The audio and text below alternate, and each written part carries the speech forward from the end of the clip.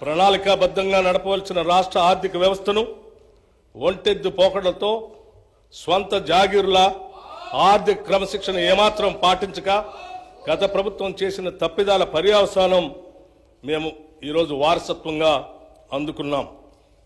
రాష్ట్ర విభజన నాటికి ఎంతో సమృద్ధిగా ఆర్థికంగా పరిపుష్టిగా ఉన్న రాష్ట్రం నేడు అప్పుల కుప్పగా మారటం విచారకరం.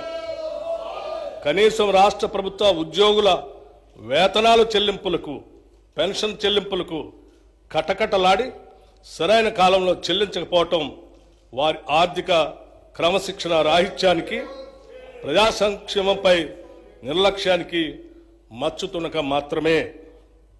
ఇటువంటి నిర్లక్ష్య వైఖరి వలన అటు ఉద్యోగులు, పెన్షనర్లు మాత్రమే కాక సామాన్య ప్రజలు, ప్రభుత్వ పథకాలపై ఆధారపడిన అభాగ్యులు, పేద ప్రజలు చెప్పుకోలేని కష్టాలు పడ్డారు.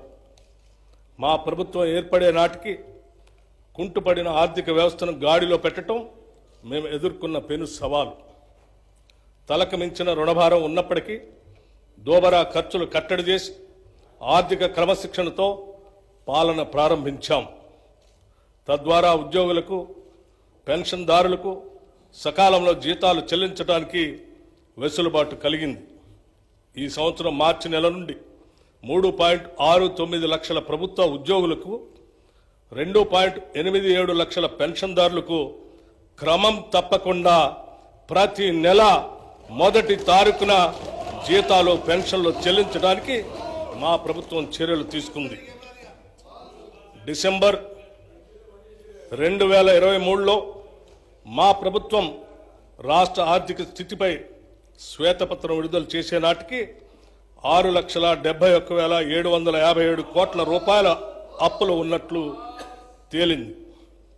గత ప్రభుత్వం చేసిన అప్పులైనా ప్రభుత్వ పరంగా బాధ్యతతో వాటి తీర్చేందుకు అన్ని చర్యలకు శ్రీకారం చుట్టాం.